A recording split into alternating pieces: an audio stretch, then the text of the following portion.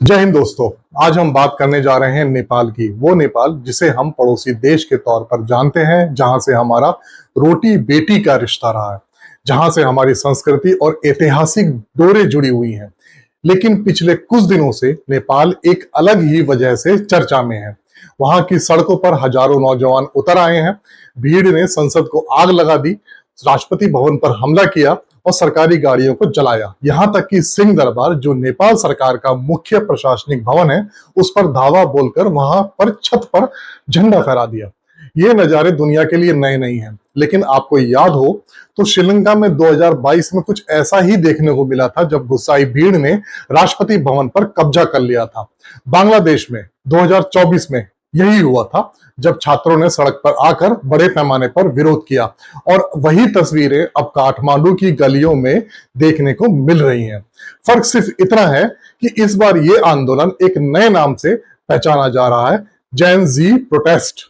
नेपाल के प्रधानमंत्री रहे हैं, जिन्होंने इस्तीफा दे चुके हैं, उन्होंने कहा कि वो राजनीतिक समाधान की दिशा में कदम बढ़ाने के लिए पद छोड़ रहे हैं।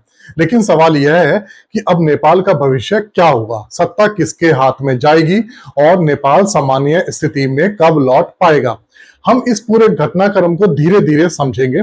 सबसे पहले बात करते हैं उस गुस्से की वजह की कि नेपाल की युवा पीढ़ी यानी जेन जी लंबे समय से भ्रष्टाचार, भाई भतीजावाद और बदहाल गवर्नेंस से परेशान है। देश की राजनीति पर कुछ परिवारों और नेताओं का कब्जा रहा है, जिससे युवाओं में असंतोष लगातार बढ़ रहा था। जब सोशल मीडिया पर बैन लगाने और विरोध की आवाजों को दबाने की कोशिश हुई तो ये गुस्सा फूट पड़ा। नेपाल में जो दृश्य देखने को मिले, आगजनी, तोड़फोड़ और कर्फ्यू तोड़ना, ये सब दिखाता है कि असंतोष गहरा है। सड़कों पर जो है सेनाओं को तैनात करना पड़ा और काठमांडू में सेना ने अनिश्चितकालीन कर्फ्यू लगा दिया है। हालांकि अभी हालात थोड़े काबू में हैं, लेकिन अभी सवाल यह उठता है कि आगे क्या होगा। हालांकि वहां पर जो है, जो एक गुट है, एक ऑनलाइन सर्वे वहां पे करवाया गया था। उस सर्वे में कुछ लोगों ने जो है वहां पे सुप्रीम कोर्ट की जो पूर्व जस्टिस रही हैं सुशीला कार्की, उनको जो है कार्यवाहक का पद सौंपने के लिए कहा है। लेकिन ये अभी पूरी तरह से स्पष्ट नहीं है कि उनको सौंपा जाएगा या नहीं सौंपा जाएगा, क्योंकि नेपाल इस संकट से निपटने में नेपाल को कितना वक्त लगेगा। हम यहाँ पे कुछ विकल्पों पर चर्चा करते हैं। पहला विकल्प है एक केयरटेकर गवर्नमेंट यानी अंतरिम सरकार का गठन। राष्ट्रपति अभी रामचंद्र पौडेल हैं, उन्होंने ओली का इस्तीफा स्वीकार कर लिया है और उन्हें अंतरिम प्रधानमंत्री के तौर पर काम जारी रखने के लिए कहा है, जब तक नई सरकार नहीं बन जाती। हालांकि ये साफ नहीं है कि इस अंतरिम व्यवस्था के पास कितनी शक्तियां होंगी और यह कब तक चलेगी। दूसरा विकल्प है सेना की तैनाती। इसके जरिए हालात को संभाला जाएगा। नेपाल आर्मी पहले ही सड़कों पर है, लेकिन सवाल यह है कि क्या सेना लंबे समय तक प्रशासनिक भूमिका निभा पाएगी। और तीसरा विकल्प है सरकार को भंग करना और एक सर्वसम्मति की सरकार बनाना। कई स्थानीय मीडिया रिपोर्ट्स यह कह रही हैं कि मौजूदा राजनीतिक ढांचे को खत्म कर देना चाहिए और नया गठबंधन तैयार किया जाना चाहिए। और चौथा और सबसे बड़ा डर है कि सिविल अनरेस्ट यानी अस्थिरता अगर लंबे समय तक नेपाल में बनी रहती है और भाई भ्रष्टाचार और भतीजावाद के मुद्दों को हल नहीं किया जाता है, तो युवाओं का गुस्सा लगातार बढ़ता रहेगा और ऐसे ही हमें नजारे आगे भी देखने को मिलेंगे। और पांचवा विकल्प है, क्या नेपाल में फिर से राजतंत्र की वापसी होगी। कई स्थानीय लोगों ने खुलकर कहा है कि वे पूर्व राजा ज्ञानेंद्र को वापस देखना चाहते हैं। सड़क पर खड़े एक शख्स ने कहा, राजतंत्र चाहिए, हमें पुराना राजा चाहिए जो जनता की देखभाल करे।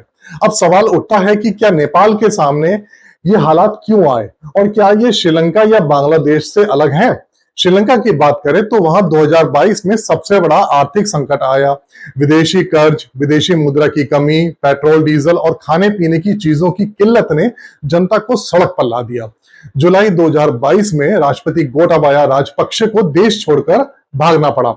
इसके बाद रानिल विक्रमसिंघे को अंतरिम राष्ट्रपति बनाया गया और फिर विशेष राष्ट्रपति चुनाव में उन्हें बहुमत मिला। धीरे धीरे देश में हालात संभले और आईएमएफ के बेलआउट और भारत की मदद से वहां स्थिरता लौटी। अब चलते हैं बांग्लादेश की तरफ। वहां 2024 में छात्र आंदोलन की शुरुआत हुई। मामला था सरकारी नौकरियों में आरक्षण या कोटा का। धीरे धीरे यह आंदोलन हिंसक हो गया। जुलाई 2024 में कर्फ्यू लगाना पड़ा, इंटरनेट बंद कर दिया गया और सेना को तैनात करना पड़ा।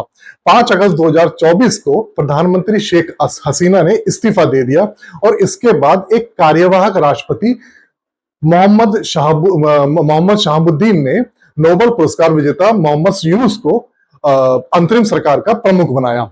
यह फैसला सेना और छात्र नेताओं की सहमति से हुआ। 8 अगस्त को यूनुस ने शपथ ली।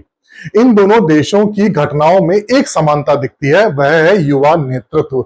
चाहे श्रीलंका हो या बांग्लादेश, युवाओं ने ही आंदोलन की अगुवाई की और यही कुछ अब नेपाल में भी देखने को मिल रहा है। अगर हम रिकवरी टाइमलाइन की बात करें तो श्रीलंका में हालात सामान्य होने में लगभग 1 साल लगा। वहीं बांग्लादेश में कुछ हफ्तों के भीतर सड़कों पर शांति लौटी, लेकिन राजनीतिक स्थिरता अभी भी चुनावों पर टिकी हुई है। वहां पे चुनाव हर बार टल रहे हैं और अब कहा जा रहा है कि अब अगले साल चुनाव होंगे।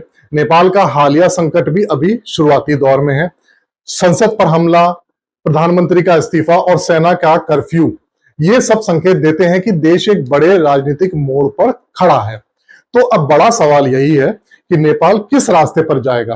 क्या यह श्रीलंका की तरह लंबा संघर्ष झेलेगा या बांग्लादेश की तरह जल्दी सामान्य स्थिति या एक सर्वमान्य अंतरिम नेतृत्व के साथ उभरेगा। इतिहास गवाह है कि इस क्षेत्र में हर देश ने अपने अपने तरीके से संकट का सामना किया है। नेपाल का सफर अभी शुरू हुआ है और इसके अगले कदम पूरी दुनिया की नजर होगी। नेपाल की जनता को भ्रष्टाचार मुक्त शासन चाहिए, युवाओं को रोजगार चाहिए और देश को स्थिरता चाहिए। अब यह नेपाल की राजनीतिक पार्टियों और सेना पर निर्भर करता है कि वे देश को जल्द से जल्द सामान्य स्थिति में लाने के लिए कैसे काम करते हैं। तो दोस्तों, अब आप कैसी लगी आपको ये जानकारी, प्लीज हमें कमेंट में जरूर बताएं। और अगर आपको ये वीडियो पसंद आया हो तो लाइक और शेयर जरूर करें और बेल आइकन जरूर दबाएं।